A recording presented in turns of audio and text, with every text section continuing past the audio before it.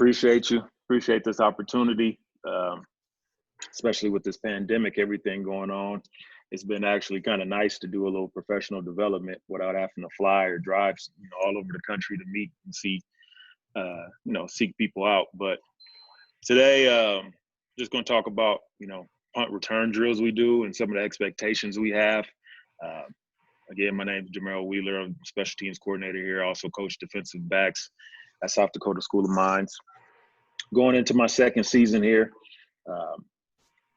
So definitely I'll leave my contact info at the end if anybody needs anything or got any questions. But just kind of going over our philosophy. I'm big on being simple but diverse. Everybody knows when it comes to special teams, you're not always going to have the first pick of guys. Sometimes just depending on where you're at, and, your situation. But there's been times in the game where I had guys go down on the opening kickoff, and now I'm trying to grab guys off the sideline and tell them to hey, you got a new role. You're in charge. You got to run down. You be my R4 on kickoff. So that's where being simple comes in.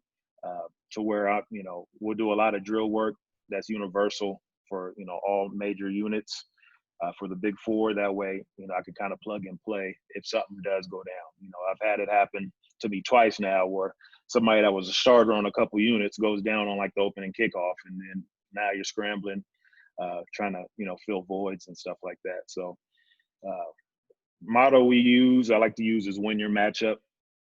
That's all special teams is. It's about 11 matchups and being able to dominate those one-on-one battles.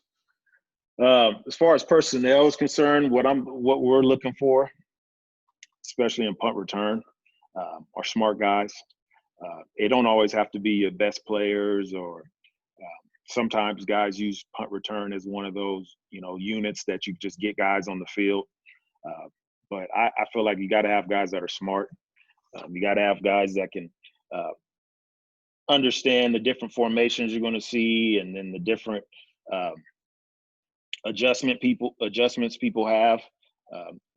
Nowadays you may go into a game and see 3 different punt formations. So you need guys that can recognize those things. And we usually go into each game with like a block and a return or 2, and then we'll go. We'll have our specific block or return for that week. And then we'll also have our adjustments for when they come out in their funky formations or whatnot. So you need guys that can recognize that, at least a couple of them. Looking for length, looking for some guys that you'll see in some of the drills. Length comes in handy at just about any position.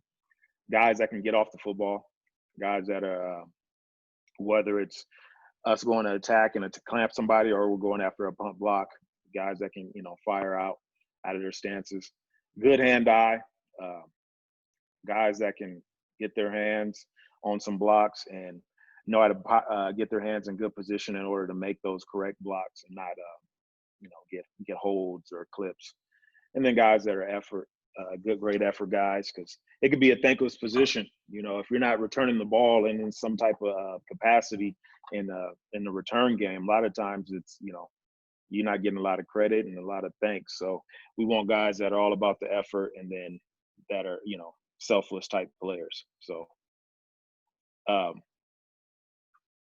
let me make sure that everything's good here. Yeah, we lost the video there. All right, yeah, I seen that. There we go. Got it. Just a little bit about what we did last year. We were actually fortunate enough to be 3rd in the nation in block punts. We were 2nd in the conference in punt return average. So for those guys that feel like you have to be one or the other, I think you can, have a good blend of both. I think the punt blocks can help set up your returns, and good returns can help set up a good block. So we, with this unit, we have an opportunity to influence the outcome of the game. A block punt, everybody's heard it. Block a punt, you're 88% chance of you winning the game.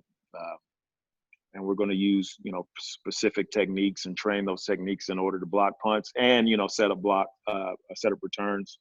So a lot of the drills we do will go hand in hand. I think, like I said earlier, if you're good at blocking punts, it can also help you, set yourself up for good returns. And, the the 3 games that we won last year, we had a block punt in each of them, I think, except for one. So live by that. Some of our principles, you know, before we're going to go block a punt, you know, making sure we check an aiming point, hands below the waist. We use a scope, which is similar to a diamond. We want to stay away from bouncing balls. We want to make our Peter calls. As soon as you hear this, everybody's got to turn and run off the field. And, you know, it's up to the returner to be vocal enough to where they can hear you. If we do block a punt, if it's behind the line of scrimmage, we want to scoop and score. If the ball goes past the line of scrimmage, we want to say Peter and stay away. And I'll show you why. The 3 do's: we want to be on sides, we want to stay off the punter, and we want to block above the waist and in front. Those are the things that we practice. And do not catch the ball. We don't want to catch the ball, you know, on the 5-yard line. You might as well just let it bounce and go in. And we don't want to block behind the ball. And I'll show you some examples of that as well. But here's an example of us. As I talked about, you know, if the ball's blocked, we were fortunate to get a block on this one. The ball's blocked. It's up to the returner to yell Peter and get the rest of the unit away from the ball, because the ball's past the line of scrimmage. But of course, you know, there's always 1 or 2 guys that just kind of want to sing around the football. Luckily for this guy, he doesn't either get hurt or get knocked into the ball. So very important for our returners to be vocal, and that goes with the whole, you know, when we're as far as personnel, guys that are smart, guys that you trust back there catching the ball too. Here's our different stances that we use. We use a power, speed, or sprinter. Sometimes we go from power to speed, or from speed to sprinter, vice versa. So our square stance is with our feet underneath our armpits. It's a 2-point stance. We use our hands on our thighs, thumbs in our creases. Power stance we use depending on what formation we get, or maybe what type of return we're getting. You know, if we're trying to double team somebody, we usually be in a power stance. Or if we're you know, trying to block one of the gunners or bullets on the outside, the corners use a power stance. Maybe if we're trying to block the snapper, we use a power stance. So those are some of the scenarios. As far as the speed stance, it's a receiver stance really, with our weight on the front leg, knees bent, having that forward lean. Now, it could be used whether you're coming after it, whether you're just going to go block, or where you're given the illusion that you're going to give a block. And a lot of times, like I say, you can go from speed to power easy, just getting that back foot up and getting to a square stance. And then we got the sprinter stance, which is, you know, 3-point stance with our feet staggered, weight on the front leg.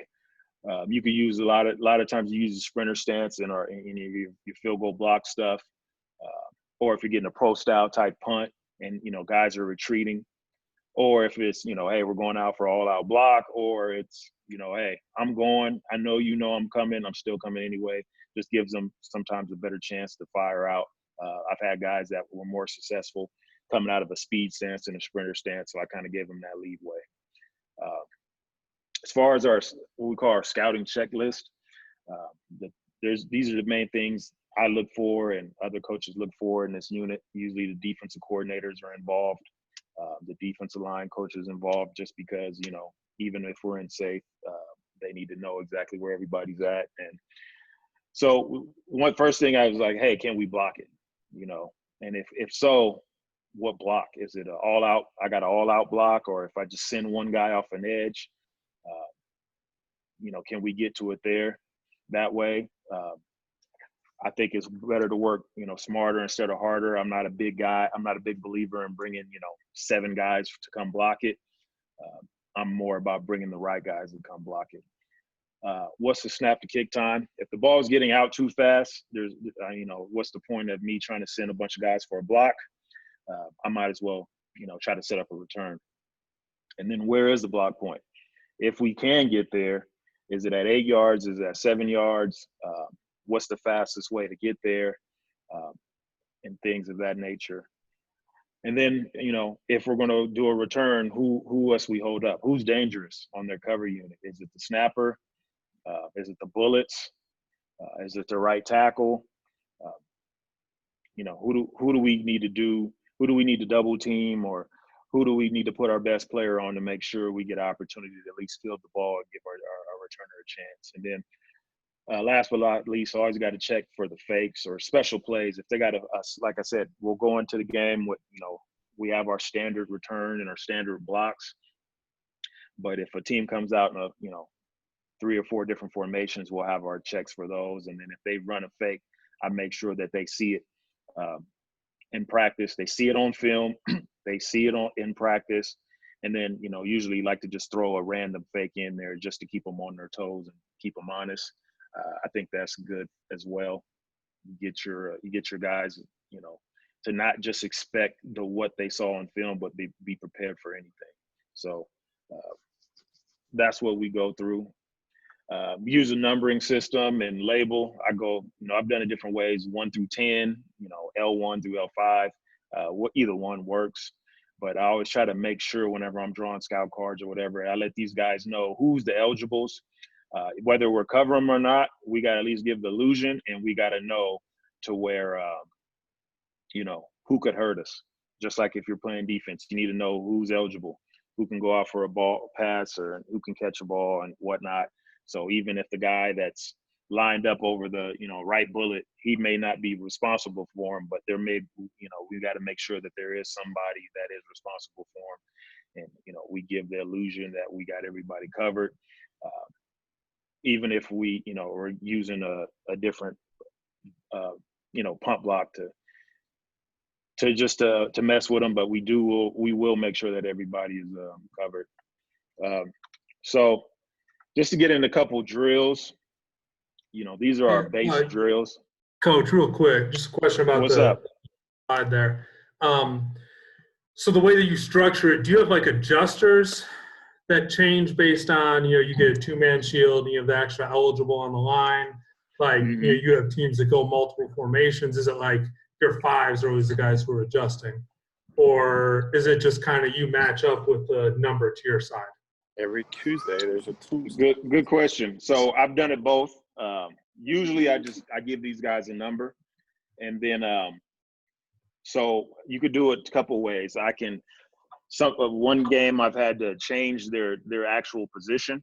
Our L2, I had to make him you're the adjuster this week. Or what you can do is just name them L3 or keep them at the L2 or L3 or whatever it is that you have them at, but just move them in a different direction. You know what I mean? Like I'll tell that guy that's so locked in to being, hey, I know I'm L5. That's all I've ever known is L5. Okay, I'm gonna keep you at L5, but I may put you in a different position, if that makes sense. I may not line you up over the guard or the snapper. This time this week, L5 is lined up over the tackle, or the L5 is lined up on the right side. We're overloading the side. So I think you could do it different ways. If you got guys, I had a guy that all he knew was L5. If I put him somewhere else, he would be confused. You look at the depth chart and like, Coach, why am I R5 this week? So what I would do is just keep him at L5, but I would move him around so he didn't feel like he got demoted or anything. Because I think sometimes when you move guys and put them in give them different numbers, they take it different. Some guys think it's a demotion. So I just keep them at the same number, and sometimes I just move them in different spots so they get comfortable of always knowing, hey, I'm always the 5, I'm always the 4. Or like I said, you can change their positions around. I've done it in the past. A couple of weeks, we had to go from L2 to you're the adjuster, or give it a different name, just so guys can know that, hey, you're not doing exactly the same thing that you've done the past few weeks. So that's how I've done it, and that's how we've done it here. And I guess one more question with that. For your ones who are probably going to be more of your jammer types, I would assume, or your 2s, however you do it. Will you go, if they go gunners over, will you bring that guy over with it, or will you just kind of flex your 2 out to adjust to it? I think for me, it's easier if those guys stay on. They just corners over, just because that's what they know. A lot of the times those guys, that's all they've played on that unit all year. So if I have to make them play something else, sometimes that can blow their mind. But and I feel like if you don't, then you got to adjust. It's just like playing defense, and you get in quads or unbalanced. Do you adjust the front or do you just adjust the back end? I'd rather just adjust the back end and just keep everybody else locked in, because it could throw off your block. I feel like if you got a block set up, and all of a sudden, the guy that's supposed to come through the C gap is bumped over one more, so now he's got to come through the D gap, and it can cause a little confusion. Or you may get the guy that you had planned to get that block is now in a different role, because everybody had to bump over one. So I like to keep those guys. I like having specific guys, 3 through 7, 3 through 8. So I try not to mess with those guys. I try to mess with them as least as possible, so they don't have any hiccups. And I can adjust the corners, basically. To me, those are guys a lot of times, we've had them as their corners or receivers, or just, guys that are long enough and physical enough and that can block and, take the thinking out of it for them. Try to be simple but diverse. Yeah, that's awesome, man. Thank you. Mm-hmm. As far as drills, we have a few different drills we do, but I'm gonna show you the basic ones, the ones that are the most important to us. I had a few more drills that I didn't get a chance to get filmed because of the whole COVID thing this spring. But once I do, if anybody has any questions or suggestions as well, I'm open to things. Feel free to reach out. But we like to practice 2 different phases: the finish phase and the beginning phase. So here's the finish phase, what we call rip and box. Called it different things, spray paint. So all it is a drill. It's a one-on-one drill. We line the returner off about 15 to 20 yards, whatever your preference is, depending on the day in camp. We usually run this early on in camp. We'll run it in spring ball. And then we'll also do this stuff like on a Monday practice, or bye-week practice. Is a lot of times we'll do a lot of the drill work. All this is simulating is, the returners, starting he's catching the ball and starting to get into the return. And as I'm on the punt return side, the guy in the white jersey, I know that, hey, I'm almost stacked, so I can't block this guy, because if I block him, it's going to be a clip. So all I'm doing now is just getting in the way. I'm ripping with my outside arm, and then I'm boxing them out. One thing we teach our guys is to take a peek. As I'm a return guy, take a peek to see where the returner is, because that sometimes can determine what type of block you're going to do. But as I see that I'm, about to get stacked, that's when I want to use my rip and box. So we'll start off with this early on. Like I said, it's a non-physical, really physical drill, so we can use it in helmets. We can use it in walkthrough. We could use it in circuit work. But this is usually early on a drill that we like to use. And it's a drill that always comes in handy. Even in, like I said, later during the season, we'll use it as far as, like on a Monday's practice. So the second one we'll do for our finish phase will be sit and fit. So as you can see here, similar alignments for this actual drill. Now you could do it 2 different ways. I've done it in the past where you had cone here and a cone here and a cone here, and this guy had to run around the cone to get there. You could just stagger them one by one. Either way, they'll get the picture, and you'll get pretty much what you're looking for. I say you play with it. We decided to go with this one, just having them one by one. But as you can see here, 17 to take a quick peek to see where the returner's leverage is, and see that, hey, I got time. Now the coach will tell the returner when to go. And as you can see here, 17's he's got an angle to where he can worry about. I know that I don't need to get in the rip and box. I'm not beat. I'm in phase, as some would call it. So now I can use my sit and fit technique. Reason we call it sit and fit, because we're going to sit our hips down. We're going to fit off of this guy, and then as he fits off the returner. Now on this particular rep right here, you can see that as he works upfield, we need to work upfield with him to cut him off. The kids got to understand that just because I sit down and fit up on him initially, that the play's not over. This guy can retrace and work upfield, as you can see this guy's doing right here. Now, as that happens, he's starting to get stacked. So this is a perfect example of when we could use our rip and box technique right here. So you sit and fit first, or rip and box first helps. So when you get into a sit and fit situation like this, to where, hey, this guy's working back upfield on me, after my initial sit, my initial fit, now what? Hey, I got another tool that I can use. Because so sometimes you can use both of those drills in one particular rep or one particular play. Another example, 36, take a quick peek, see where the returner is, understand what that quick peek does, lets me know as that guy's working upfield, that just gives me a heads up that, hey, the returner's working upfield, so I got to anticipate this punt guy starting to retrace, working vertically upfield. So understanding, just anticipating the sit, anticipating the fit. As this guy's starting to work upfield on me, I just got to remember that, hey, the rip and box is also a part of that finish that I can use in this particular rep. All right. So then after you've worked both of those, whether you worked them both on the same day, whether you worked them on different days, we just have a finish drill to where we're not predetermined. Those two drills are predetermined. Hey, this is the technique you're going to use. This drill is, letting them compete a little bit and not predetermining what the result is going to be. This guy right here. We got a question in the chat here from Sean Hopper. Says, when you watch the players do the drill, what are you watching for specifically as the coach, and what should you be watching / keying on? So I'm looking to see if the guy takes a peek. I think that's important because that, like I said, that's going to help him anticipate what technique to use and understand, hey, this guy's probably going to work upfield, so that's going to, let me know what technique to use.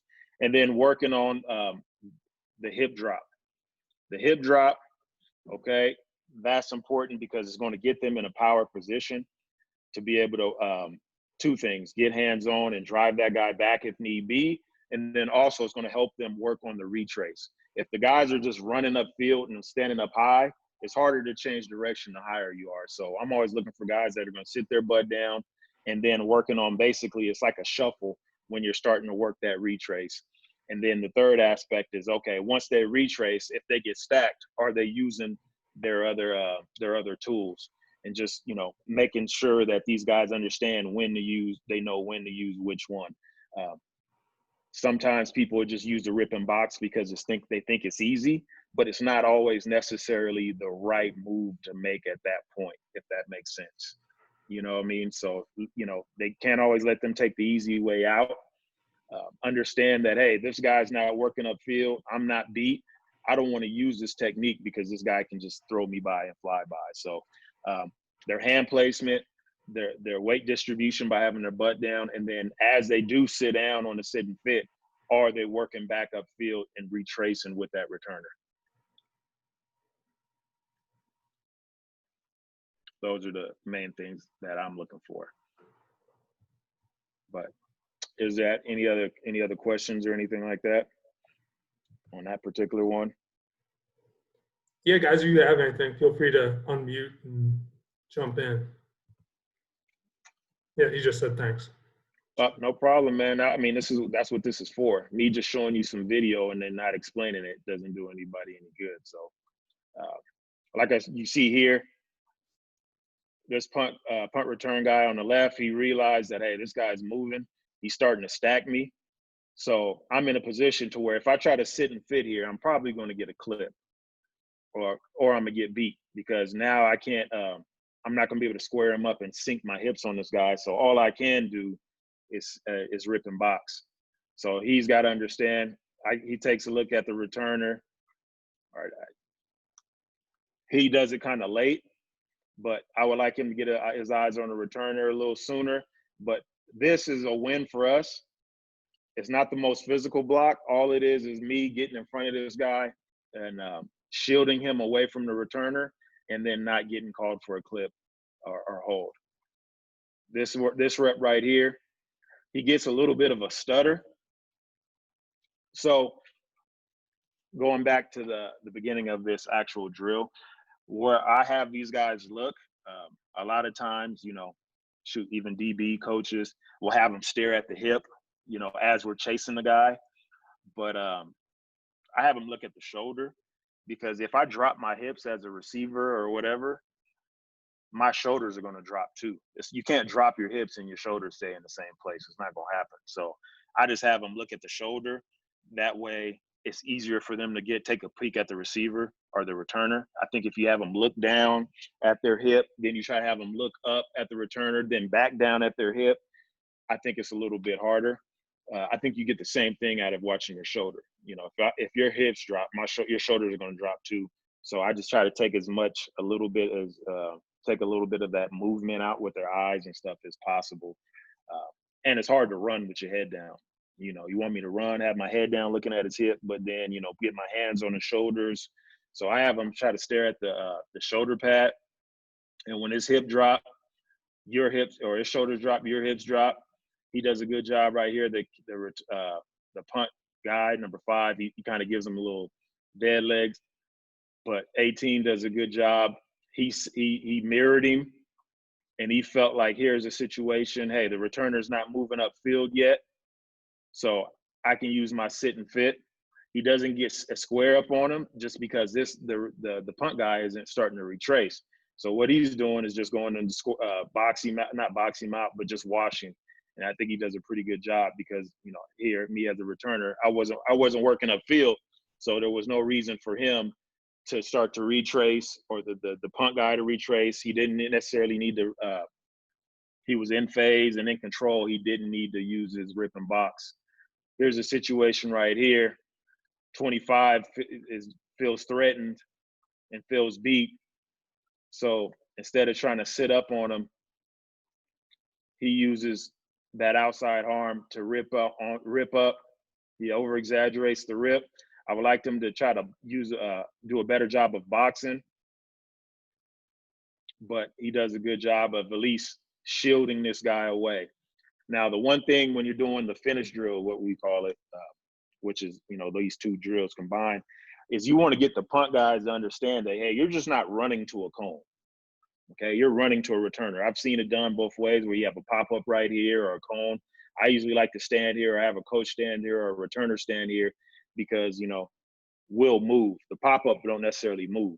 So what happens is guys either try to beat you with speed, or they just bull you back into the pop-up, which we know is not necessarily going to happen in the game. So I try to be the returner, or have a returner or somebody, just so we can move. So we're getting 2 for 1. We're getting that return guy's got to take his peak, and that punt guy's got to understand that, hey, man, this returner is going to move, so I got to adjust and make sure I maintain my leverage without just staring at a pop-up. So there's an example of a couple of different examples in a game right here. So again, feel free to ask questions. So we got more of a middle return, boundary return going on here. So we'll have some examples of the rip and box. We'll have some examples of the sit and fit. Here's an example right here where I would like this guy to probably rip and box, just for the simple fact that, you know, his hand being on his back could be possibly called a clip. His momentum got him flying, so it makes it look a little more egregious than it is. Here's a good job of kind of understanding, like, hey, you know, I can't necessarily sit and fit on this guy. So, and I don't want to rip and box because I don't want him to work upfield. So he does a good job of just washing him. Here's an example of our rip and box right here. Not a real physical block. Just more of a, hey, I'm going to shield you out. I'm going to box you out and keep this guy off the returner. If we can do a good job of blocking this in man right here, we got a chance to possibly take this to the house. But good job right here. Hey, our guy gets beat off the line of scrimmage. He does a great job of catching up. He sees that the returner's coming this way. He sees that this guy's starting to throttle down. So he's got to work on this sit and fit. I like him to get a little lower just because he's oversized a little bit here, but he does a great job right there of just being aggressive and finishing. And this goes back to the personnel. You know, this was one of our backup receivers, one of our smaller guys, but he was a smart kid. You know, was our student athlete of the year, actually, with a 4.0, just graduated. But he was a smart guy, and he understood how to take the technique that was taught and apply it in the game. And then also he was an effort guy. This is one of the 2 units that he started on, so he took pride in it. But as you can see, you know, a couple guys using the sit and fit technique, doing a good job of setting up the wall, setting up the seam, and not getting a silly penalty right there. I put this one on here because this is a good example of just making a good decision. It happens. We've all seen it and all been through it, and it's all going to happen to us. But somebody's going to get beat. You know, somebody's not going to win that matchup. And here's an example of it right here. This guy right here is beat. He's stacked by 2 by 2. If within 1 by 1, you're out of phase, and there's a chance that you're going to get a clip or a hold or something like that. So what he does here is probably the best thing he could do, and just doesn't block anybody. One of the things we teach is to make a decision and work up to the next level, because right here, nothing good is going to happen from being 2 by 2 behind somebody. You're either going to clip them, or like he does right here, doesn't block anybody at all. What I would prefer is for this guy to stop, put his foot in the ground, and start working back upfield, and maybe pick up some trash somewhere. Again, I don't have that drill on me. I plan on getting some of that stuff filmed later, but it's called, making a good decision and working to the next level. I'm not going to block this guy. I understand that, anything that can happen right here could probably be negative. So I need to put my foot in the ground and start working up to the next level. What do we always tell a punt returner anyway? That, you're going to have to make somebody miss. So whether it's the first guy or the last guy or the third guy, you're going to have to make somebody miss. So as long as we're getting hats on hats, I think it's important that we block somebody and don't just waste, once we get beaten out of phase, let's not just waste a person just chasing. Let's start, as we get, 5 to 10 yards away from the returner and we realize we're stacked and we're done, we're out of phase. Hey, let's put our foot in the ground and go try to find somebody else to help. So those are 2 of the drills that we do for the finish phase. I think just depending on what you are, there's different type of returns. Wall, field return, boundary wall returns, there's middle returns, things of that nature. You just got to kind of find the drills that work for what you're trying to do. We'll do a little bit of everything. We'll, middle return, we'll field return, we'll, boundary return, just depending on the situation and what we're looking for. So those are some of the things that we work on as far as the finish part. As far as the beginning phase, this is where our stances come in. Everybody knows the mirror hold up drill. I think it's good for when you on the bullets or gunners or whatever you call them, on the long snapper, or if we're just setting up a return, whether it's a double team to one side or we're double teaming one person or another, or we're just saying, hey, we're going to hold up this guy. Or even if we get down later in the return phase and we got to go block a personal protector or a punter, I think this is important. So what we want to do is, you could do it on whistles, you could do it on cadence. We usually put cones so the guys don't get too wide, and just have them work within about a 3-yard radius. But on the first cadence, whether it's a whistle or a go, the guys furthest away, those guys are our punt return guys. So what we're doing is just working lateral, okay?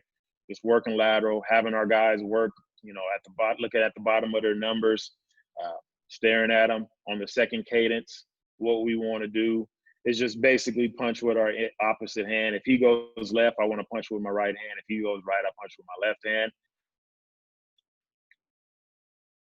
So what we want to do is basically all we're doing is widening the release, kind of similar to a corner. The guy in the middle does a great job here of, keeping his feet hot. We want to step and replace. We don't want to hop. You'll see a little bit of that. It's hard to change direction when you got both feet in the air. If you got one foot on the ground, you got a chance. But if you got both feet in the air, hopping, you're going to always be a tenth of a second behind. So the guy in the middle does a great job of just widening them.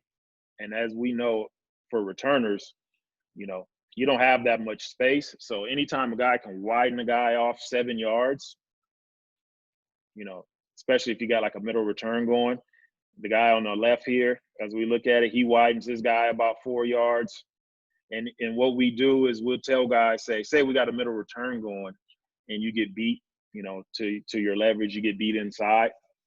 What we want to do is I tell him, hey, you just take him where he wants to go. If he wants to go across your face, you take him and you wash him to the opposite hash. Regardless of how they get out of the middle of the formation or the field, it doesn't really matter to us as long as we get them out of our return space.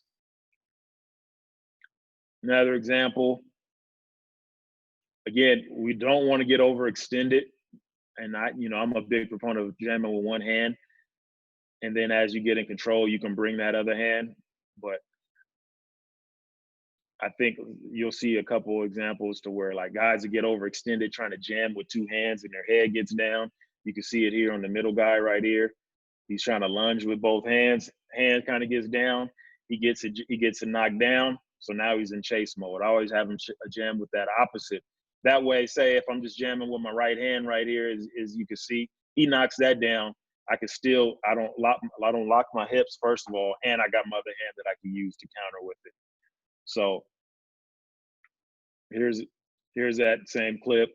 We want to, if nothing else, we want to widen these guys. So we kind of put them on the line so you can kind of see exactly how far they went. Guy on the left, he's lined up on the 45, widen his guy to the 49. So that gives us, at least 3 yards right there. We want to widen these guys 3 yards. Now, especially if you're getting a spread shield type punt, the splits are going to be a little tighter. So you may not get a chance to widen them as much. But if you're violent with your hands and technical with your hands and your feet and you're stepping or replacing, always keeping one foot on the ground. Here's a bad example of this guy hopping. There's no reason to hop. The guy that you're covering isn't hopping, so there's no reason for you to hop. So this guy in the middle does a good job. He's low. He's got his feet kind of wide, but he's patient. He's stepping and replacing. And by him being patient and square and low, it causes the guy, before he can even really punch him, it's going to cause him to release wide, just for the simple fact that he's doing a good job with his technique. Punching with his opposite hand, getting them off track, and just riding the hip, running with them. Here we got a guy lunging with two, and he gets stacked. So again, in the actual situation, they'll be a little bit tighter because the average splits are 2 to 3 yards. So I try to, widen it out here to make it a little harder for them. So when they actually get in a game-like situation, it should be a little easier because it's a little more of a tight, confined type area. So here's just an example here of us just working. Here's our stance working from speed to power. You can see it here with this guy. For this particular week, we wanted to block the snapper. Like I said, going back to who do we need to hold up in order to get a return. So he went from a speed stance. As he got into the cadence, he went to a power stance, and he's just working lateral. Like I said, I would like him to be a little lower with his hips, and he kind of does it opposite. He bunches with two, then rides with one. I'd rather him start with one and use the second one later. But he does a great job. The snapper starts off on the hash, and he widens him all the way to the middle of the field. So even though he crossed his face, technically we got him where we want him. Whether it's on the right hash or left hash, we got him facing opposite of the returner. If we could do a better job here and, on the outside, I feel like we got a chance right here for a return. He feels a little threatened, so he goes ahead and fair catches here. But this is an example of just our mirror and hold up, and then, essentially getting into a sit and fit position by this guy right here. So here's just one example of it. Like I said, usually you can use it on the snapper, and then you usually use it on the outsides here with these guys. On the outside are usually guys that are going to use the mirror hold up technique the most. And again, we drill it with everybody. So it doesn't matter. One guy's a corner. One guy out here is one of our was one of our starting receivers. So he does a great job right here. This guy wants to cross his face. He says, okay. And he washes him from in between the numbers and the hash. And he basically gets this guy all the way to the opposite hash. Now he does a good job. Now, again, if I'm from the school of if they want to get inside, they'll get inside. Your job is to make sure that they're flat. Make sure that they're flat, and then they're not working just so vertical upfield on you, and you're not getting stacked. Same thing to the left. He does a good job of kind of stepping, replacing, and getting the opportunity to at least slow this guy down. Because if we can get, as you'll see here, if we can at least keep these guys off the returners long enough for us to actually get field the ball without having an actual fair catch, we got a chance. Because these guys do a good enough job to where these two bullets gotta work to get upfield, and they don't even have to block them. They just overrun it. So again, this was an example of one of our middle returns, and it kind of changes week to week whether we're blocking the snapper, whether we're double teaming somebody. It also depends on what type of punch you're going to see that particular week. So again, if you have questions, feel free. Yeah, just to give you a heads up, you got about 10 minutes left here. No problem. I got like two or three slides left. So another one that we use is the attack and clamp. I'm a big believer in being aggressive in our blocks. The mirror hold up is for specific situations, but I'm gonna teach our guys to be aggressive, especially depending on the formation we're seeing. So what we're doing here, instead of mirroring holding up, the guys closest to our camera, the punt team, they're simulating a left kick or a left step protection.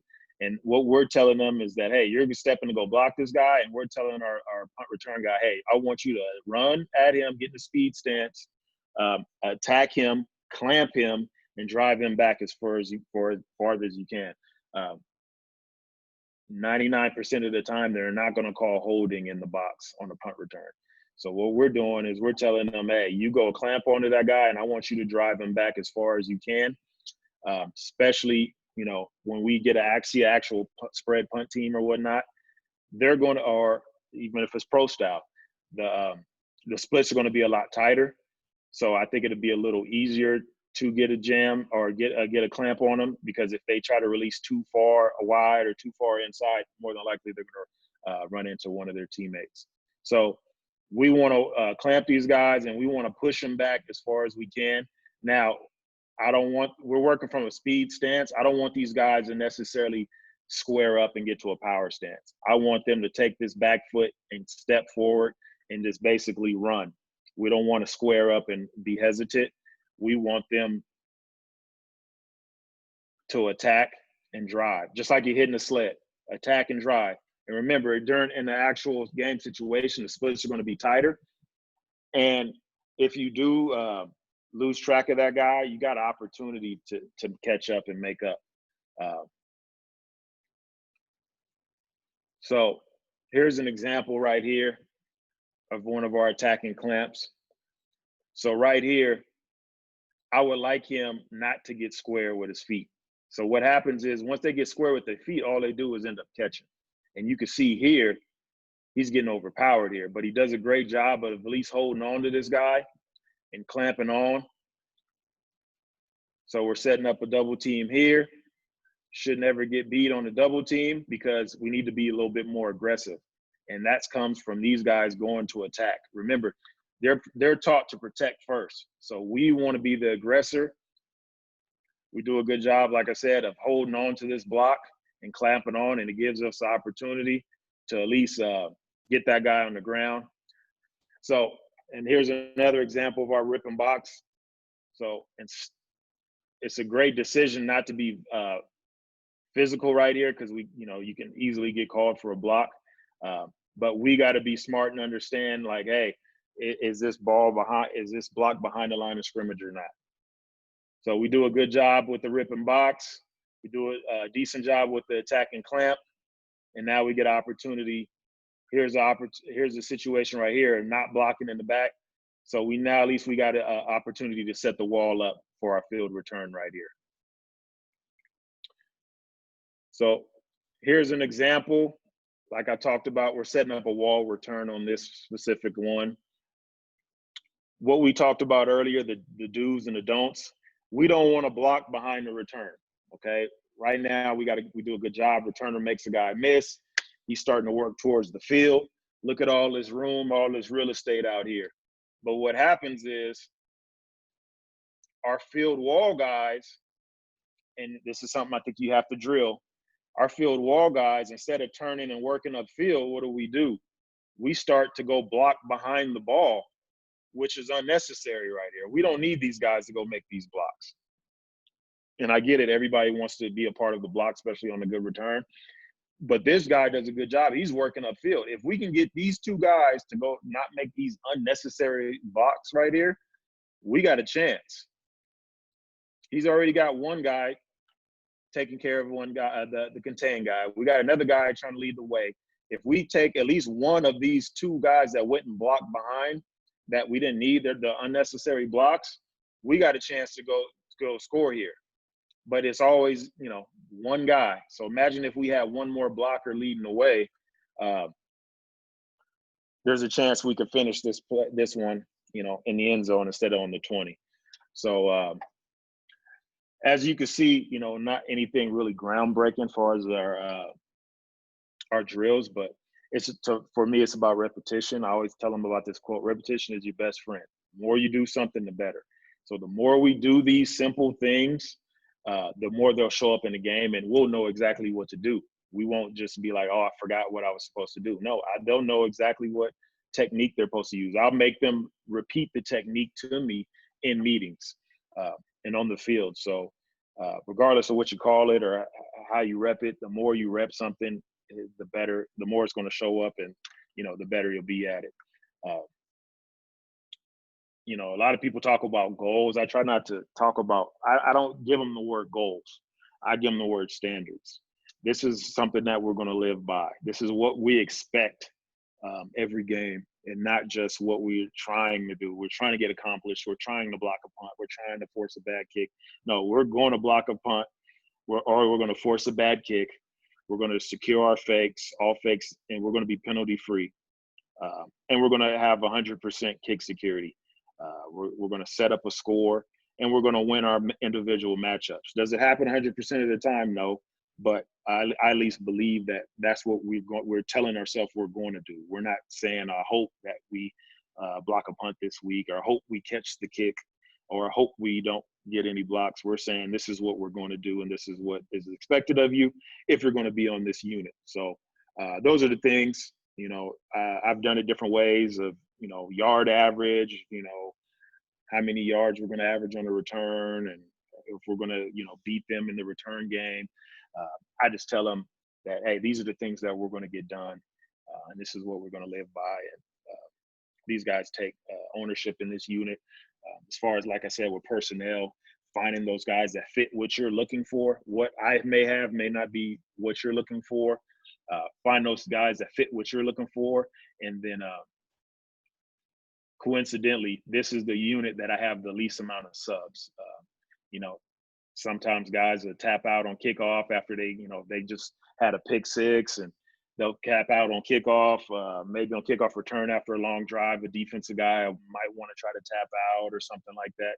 This is the unit here that a lot of guys took pride. The guys that are on this, I don't have any issues with anybody trying to take a breather on this unit, because everybody understands that we're one block away or one block punt away from changing the game with this unit. So here's my contact info. Here's my email, damaro.wheeler@sdsmt.edu, and here's my Twitter, coach_DDub. Anybody got any questions, feel free to holler at me. Like I said, we're all in this together, trying to learn to get better.